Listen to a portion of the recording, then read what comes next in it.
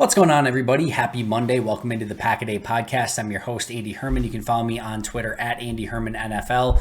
Appreciate you joining me today.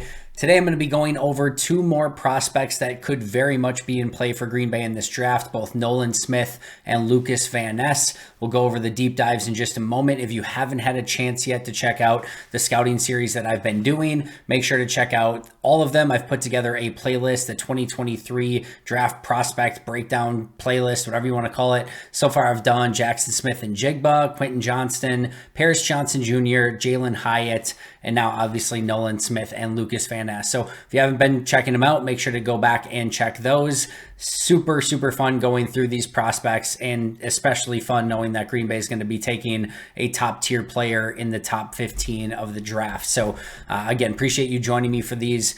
Again, we're going to be going over two top tier edge rushers today. Before we do so, I think it's apropos to sort of talk about Green Bay's edge rusher position. Will they really be in the market for an edge rusher? I think that the answer is absolutely yes. And you might say, look at the edge rusher position. They've got Rashawn Gary, they got Preston Smith, they got Kingsley Enagbare, they got Justin Hollins back. Like, what more do you want? You're going to add another edge rusher. You're going to spend another first round pick on a defensive player and probably still have them go out and be 25th in the league.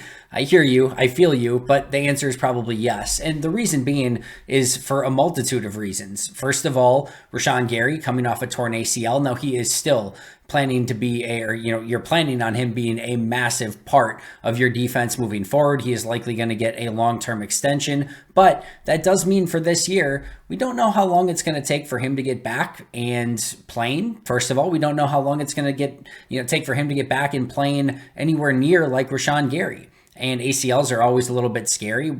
Packer fans should know that better than anyone. But we sort of saw the blueprint with Elton Jenkins a season ago. It probably took, about a month for him to sort of return to action, and then probably took about another month, maybe a little bit longer, for him to start looking like Elton Jenkins again. So with Rashawn, you don't want to basically bring him back and start having him play, 60, 70 snaps right away. This is going to be a season where he probably misses a little bit of time. Then you probably ease him back in. It probably takes him some time to start looking and feeling like Rashawn Gary again. And, before you know it, you got 3-4 weeks left in the season, and hopefully you're starting to see those spikes and Rashawn looks like Rashawn 100% again. But that can take some time. And we could even be looking at 2024 before we really see Rashawn, gain 100% of where he was prior to the actual ACL injury. So that's Rashawn. Preston, I know I've said this for about the last 3 seasons, so take it with some grain of salt. I do expect this to be Preston's last season in Green Bay. I think it's more likely that they find basically an exit point in next offseason. But as of right now, even if he's on the team, he's still a little bit more towards the decline. I don't think we're seeing peak Preston Smith anymore. He's still a very nice player, certainly helps you win football games, but you're looking for that next guy. We've certainly reached the phase where it's time to start looking towards the future, and Preston Smith is not going to be that guy in 2024, 2025, 2026, etc. So even if he's back next year again, you're still ultimately you're starting to look for his replacement now so that you have him and, he can sort of be a mentor towards this player, etc., but you're not counting on Preston Smith for the long term. Meanwhile, you've got Kingsley Enagbare, really nice player, super excited about Enagbare. I'm very hopeful of the proverbial second year jump from him. I think if he just puts on a little bit of functional strength, what he could do as a edge defender will go up exponentially. He has the moveset. He has so many different things that he can do as a pass rusher that so many edge rushers, including the two guys we're going to talk about today, don't have in their repertoire. He's more nuanced in his moveset in what he can do to a offensive lineman than most young defenders are at his age. So I'm so excited about that, but he really struggles to hold up at the point of attack, and just putting on some functional strength could potentially add a bull rush to his repertoire, and it just is going to make him a more well-rounded player. But as we've seen, there's no guarantee that second year jump actually takes place. In fact, if you're looking at Packer over Packer over Packer over the last 3-4 years, that development, that second, third year jump has not come for very many players. And it's more likely that he just is who he is, which is a nice rotational edge piece who can give you a handful of sacks on a season as a, supplemental edge rusher. And that's fine. There's value in that. But as much as you'd like to see him take a big step, there's no guarantee to that. And then Justin Hollins is just without being a jerk about it, he's just kind of a guy at this point, right? I think he showed some upside, some legitimate upside. I think he can be a rotational player for you. And if you get anything more than that, great. But you want to continue to have competition for guys like that is either going to push them or is going to push the players on your roster. Either way, you love the depth signing for Justin Hollins, but that's all it is at this point. So there's absolutely room there, for somebody to come in, whether it's a Nolan Smith or a Lukas Van Ness, to be in the conversation to start right now if Gary's not ready to start the season. Even if Gary is, and it's Gary and Smith, now you've got two guys in a top tier edge rusher who you're building towards the future, along with Kingsley and Igbare as your rotational pieces behind Preston and Gary. And now you've got Gary and probably no Preston, and probably no Hollins next year, but you've got Gary and maybe either Van Ness or Nolan Smith, and then you've got Enigbare as your three. Like, that's a really good rotation for the foreseeable future. So I absolutely think that edge rusher is in play here for Green Bay.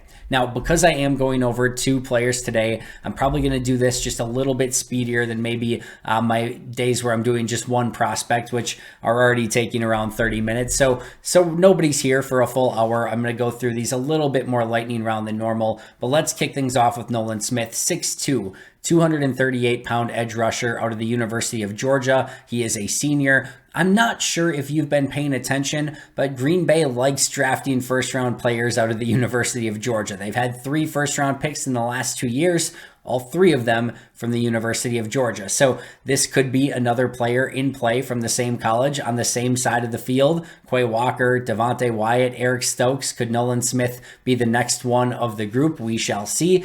He turned 22 in January, so he will be 22 for the entirety of the season. I guess if they are deep in the playoffs in the Super Bowl, he could be 23 at some point, but he will be 22 for the majority of the year at best, or at worst, I should say. RAS, he had a 9.25 RAS score RAS. He did not complete the agility testing, however, or the bench press. So it's a 9.25, but it is incomplete. That said, the strength we'll talk about in just a moment, but his agility is fantastic. So you would think that would be something that would test out incredibly well as well. However, he was only in the 23rd percentile for height and the 1st percentile for weight. 6'2", 238. True story. As I'm going through and I start watching all 22 tape on these players, I throw on the Georgia tape. And before I ever throw on the tape, I double check and I'm like, all right, just want to make sure I know what player I'm watching. So, all right, Nolan Smith, number 4.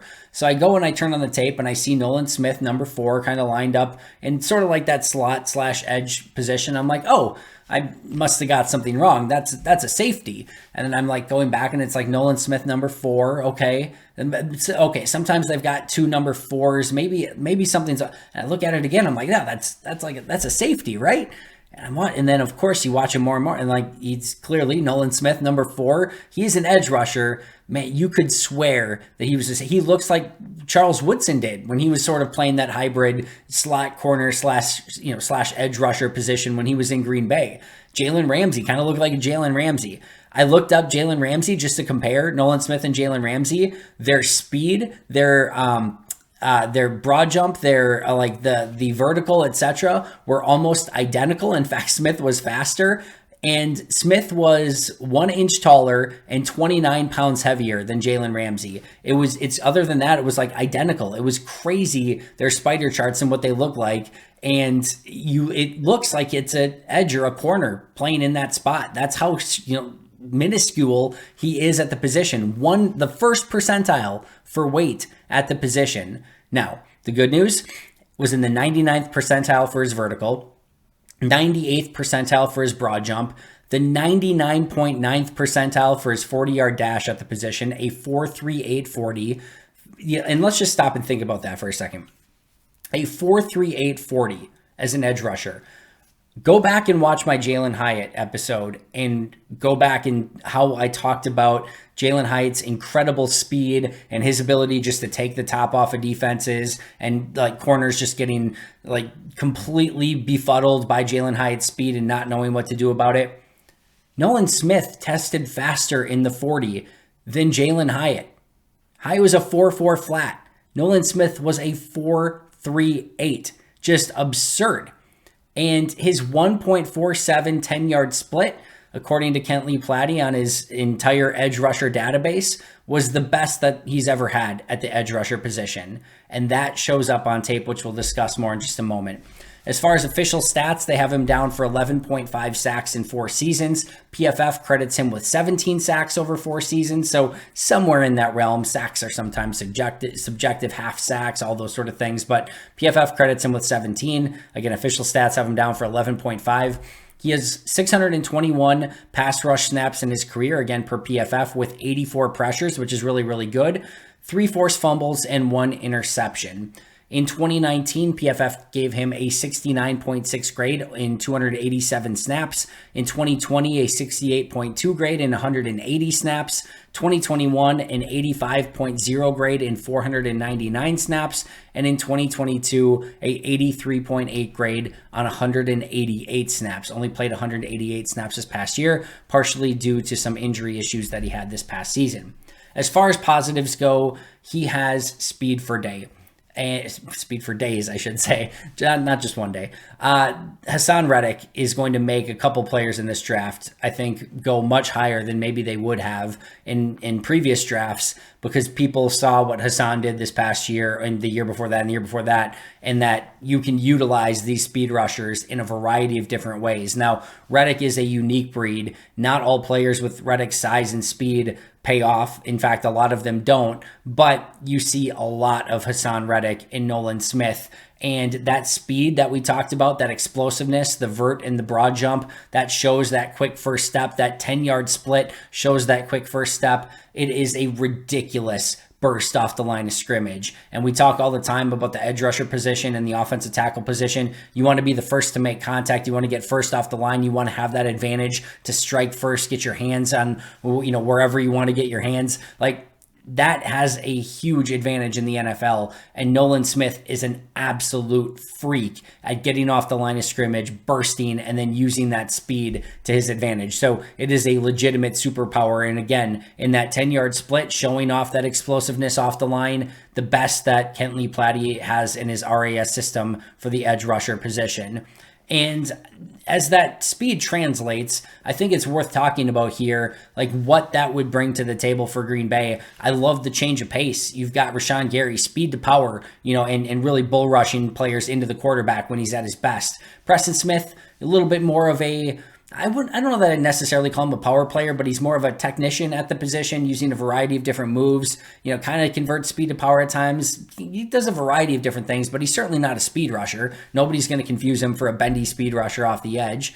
Enigbari has a little bit of speed, but I'd put him more as a technical rusher than just a speed rusher. But having a change of pace with Nolan Smith, somebody that can just burst off the line and get there. I talked about this before, but imagine you're going Rashawn Gary and it's power, power, power, power, and you sort of get into a rhythm, and then all of a sudden you're like, oh, I got a new guy in front of me, and Nolan Smith just right off the line of scrimmage and is just like it shot out of a cannon. It's a change of pace. It's no different than your thunder and lightning at running back, where you're used to this bruising back, and all of a sudden you get your speed back in, and it's just like, oh, I have to readjust. I have to sort of, recalibrate. It's kind of the same thing at that edge rusher position, and that speed would translate very, very well, and has translated very, very well onto the field as he was at the University of Georgia. He's a phenomenal athlete. Not only does he show off that speed, but it's the first step quickness, it's his agility, and I think his flexibility is actually really good as well. He shows all 3 of those things on tape in spades. His change of direction is fantastic, which leads me to believe had he done the agility testing at either his pro day or at the combine, he would have tested extremely well with his change of direction. He plays with a ton of energy. He is a little ball of just speed and energy, and it just seems like he's coming at you from a million different angles. He doesn't give up on plays. He closes the back door on those stretch run plays and chases things down from behind. He's just a blur, and like I said, full of really fun energy, which I think we would all agree Green Bay could use somebody like that on their defensive side. And then as far as his size goes, he's a diminutive player, right? He's not going to be, this big, bulking, physical presence. He holds up really, really well at the point of attack for his size. He utilizes leverage really well. He plays much more physical than what you would expect given his size, limitations. And he is a do your job sort of player. Like, you ask him to set the edge, he's going to find a way to set the edge. You want him to get to the quarterback, he's going to find a way to the quarterback. So there is a ton to like about his game. Now, from a negative side, there are definitely a few things that he needs to work on. And I think the first thing here is you're going to have a plan for him. Just like Philadelphia's had a plan for Hassan Reddick, we're seeing defensive coordinators get more and more creative, find ways to get rushers in space. And if you can do that with Nolan Smith, with his speed, look the heck out. If you can get him on a running back, like, you're going to have to scheme him up a little bit, I think, more than maybe most edge rushers. But I think there's a lot of ways to utilize him. And I think he's a very fun ingredient that Green Bay doesn't have on their roster right now. He's not going to be that. I just mentioned that he can set the edge for his size. He's still not that physical, intimidating presence. And just his overall lack of weight is going to limit what he can do anchoring on a play. He's so impressive with his leverage that you want to sort of give him a pass. But at some point, like, if you're going to line up Nolan Smith against Trent Williams, you're going to be in for a very long day. So there's just some limitations as to what he's going to be able to do holding up in the NFL at the point of attack as an edge setter. He struggles with length and size, which is normal for speed rushers. He has a lack of high-end production and productivity in college. The sack numbers, the forced fumbles, the interceptions, just like those impact plays, wasn't really enough for a 4-year player at the University of Georgia. Now, Georgia has been blessed with insane defenders, so they rotate a lot. He's been injured a little bit, but you would have liked to have seen a little bit more production on the official stats. He never had more than 3.5 sacks in a given season. So, if you're going to draft a pure speed edge rusher off the edge that's going to add to your defense, you're hoping that he had like a 12-14 sack season, and he basically had that in his career. Not a ton of pass rush moves. He's going to need to win with speed to begin with. He doesn't really vary things up, and that's an issue. And we'll talk about his floor player in just a moment, but there's a little Vic Beasley there, where Beasley was a speed rusher off the end. He didn't really counter it with anything. Was sort of a one-trick pony, and he just never was able to accomplish much in the NFL because he wasn't a good run defender, and he didn't have anything to vary up his speed. It's great that you have an incredible burst off the line of scrimmage, but if you don't have something else to go with it, you become very one-dimensional, and offensive tackles are going to catch on to you really, really quick in the NFL. Once offensive tackles latch onto him, hands are on him, he's going to really struggle. He wants to win in space. He wants to make it so that you can't get his hands on him. And if he can do that, he's going to succeed. But if offensive tackles get their hands on him, get inside, he really struggles to disengage, get off a block, and go make a play. And then you do wonder, too, with his size, how is he going to hold up in the NFL? He's already missed some time at Georgia due to injury. Is that going to be something that plagues him in his career as well? As far as scheme fit, he's not an ideal fit for a 3-4. Now, it's possible that maybe they, again, just want a different ingredient on defense. But if they're, you look at the Preston Smith, the Rashawn Gary, the Zadarius Smith, that's sort of your blueprint for the edge position. These more big physical players that can set the edge, that can still get to the passer, that can collapse the pocket, that can maybe play inside a little bit. Those are the type of players that Green Bay has tended to look at. Nolan Smith does not fit that at all. I do think he could be a really interesting fit in like a 3-3-5. Imagine you put like TJ Slayton at nose tackle to clog up that middle, and then you put like Kenny Clark and Rashawn Gary on the line, almost as like down linemen in a 3-3-5. And then you've got Devondre Campbell and Quay Walker and Nolan Smith as your 3 off-ball linebackers.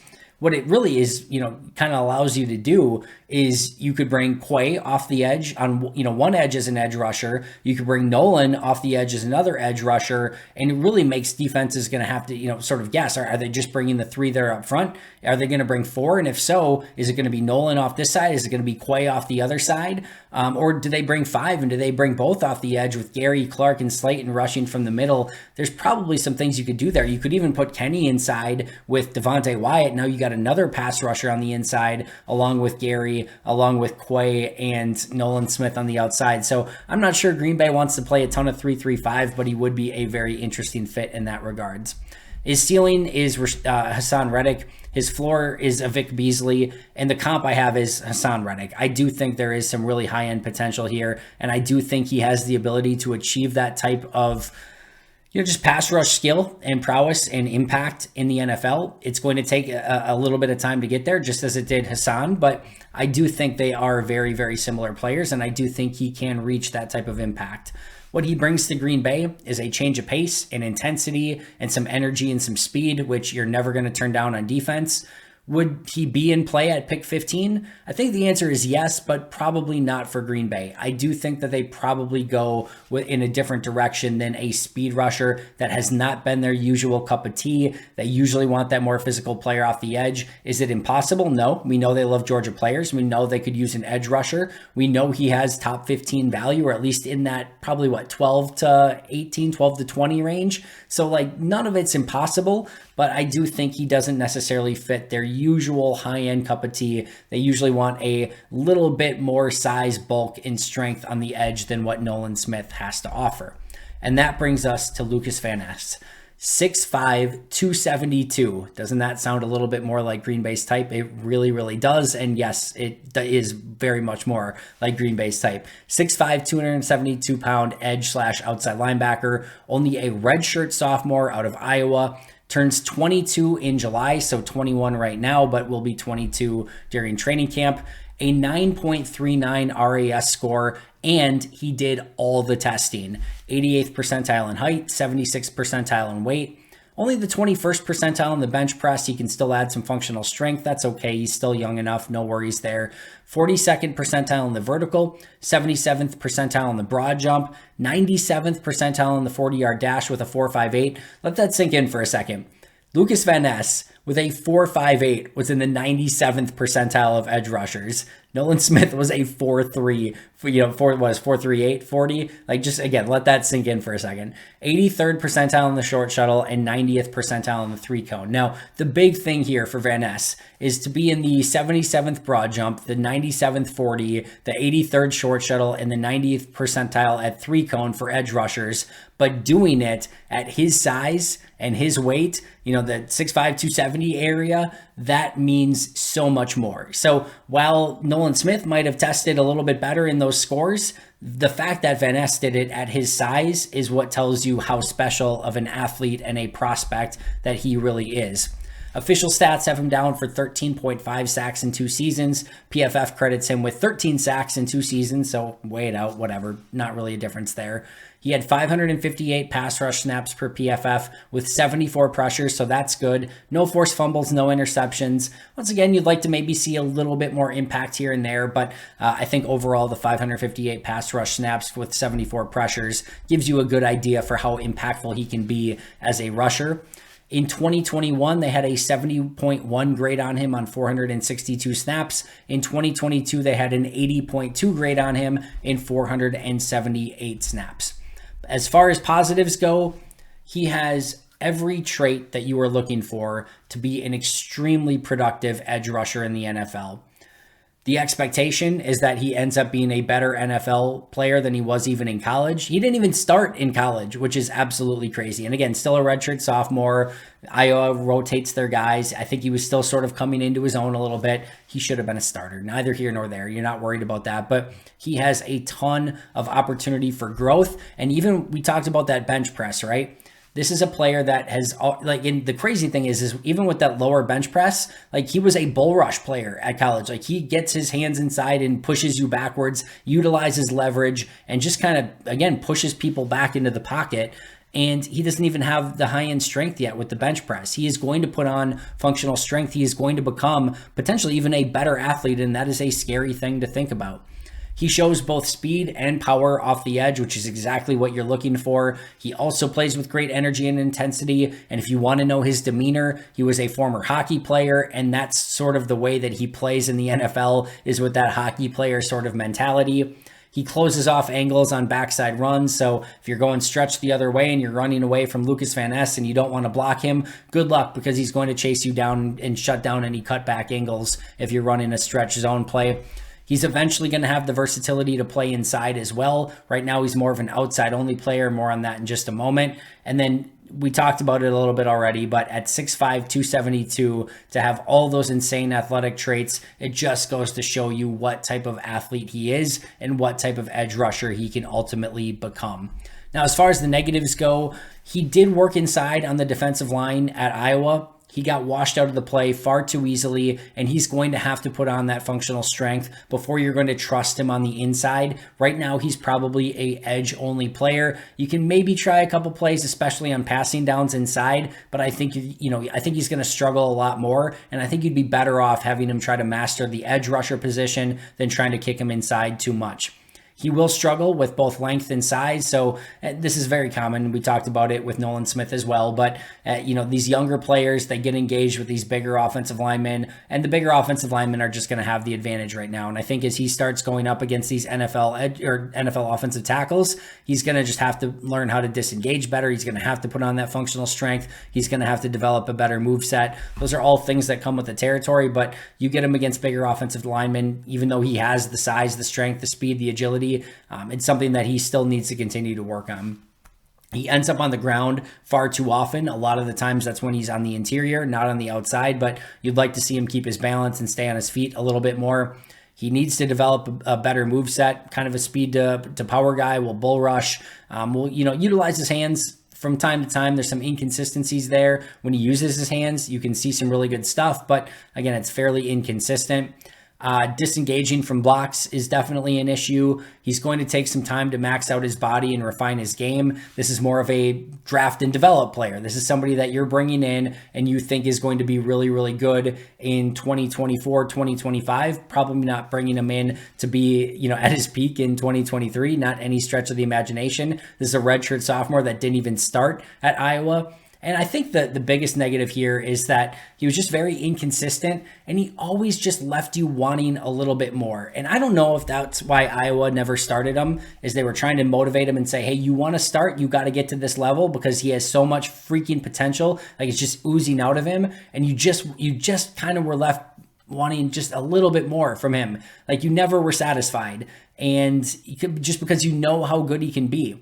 I do think he's a potential play, and I do think he pays off that potential in the NFL. But in 2 years of college, with all that potential, you just were left wanting a little bit more.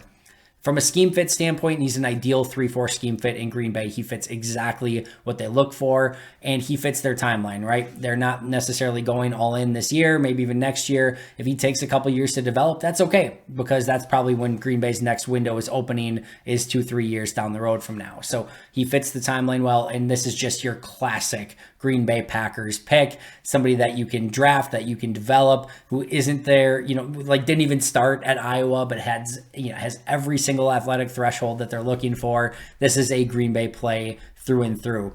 As far as the ceiling, I think there's some potential Jared Allen like that. Like he probably doesn't reach Jared Allen, but like a high end player like this probably reaches a Jared Allen ceiling. Like that's how good I think he can ultimately be. I don't think he probably reaches that. It's probably not realistic, but that's probably the ceiling. The floor is probably more of a Kyler Fackrell, if we're being real. This is the beauty of the draft, right? You pick this guy at pick 15, you might get Jared Allen, you might get Kyler Fackrell. Good luck, see what happens, I guess. The ultimate lottery ticket these players are. A comp I think is realistic is Trey Hendrickson, somewhere in the middle there. And I think Trey Hendrickson is a very good comp. He's a very good player. And I think that would add to, any team in the NFL would love a Trey Hendrickson on their roster. So I think that is a very good comp. If you look at his athletic scores and Kentley Platte with his RAS scores will give you who is most similar based on athletic score at the position. These were the 5 that were most similar to Lukas Van Ness. Ezekiel Ansah, the former Detroit Lion, Jared Allen, Trey Hendrickson, Preston Smith, and Trayvon Walker. That is a pretty impressive group of players that match his athletic profile. Not many misses in that group. Not any misses in that group. What he brings to Green Bay, to begin with, he's a rotational edge rusher, has extremely high-end upside, and hopefully your goal is that he's peaking at the right time as you start really rebuilding. And rebuilding might be a little strong, but you know what I mean? Opening him up that window 2-3 years down the road, that's exactly when he should really be coming into his own. Do I think there's value at pick 15? 1,000,000% over. I think the value is absolutely there. Anytime you can get a potential high-end edge rusher, that's always in play around pick 15, even earlier in I think there's a good chance that he could potentially go ahead of 15. If I had to guess, I think he's there. If I had to guess, I think there's a really good chance he ends up in Green Bay. And would Green Bay do it if he's there at 15? Clearly, it depends on who else is there, and there could be a player that they just like more. But if he's there at 15, you better be prepared that could be the guy that they take, because this is, like I said, a classic Green Bay play at pick 15. High-end upside, premium position player, young, big-time school, let's say big-time conference. We'll put it that way. But this hits everything that Green Bay usually looks for with their first-round picks. That is going to do it for me today. Two very fun edge rushers. Much more likely that Lukas Van Ness ends up in Green Bay than Nolan Smith, but both of them would bring something very interesting to the table, would help a premium position that is in need of a little bit of help. At minimum, gives them some rotational depth this season and could potentially be a high-end pass rusher for the foreseeable future. Thanks so much for joining me. I will be right back here tomorrow with some more prospect breakdowns. But until next time, and as always, go Pack Go.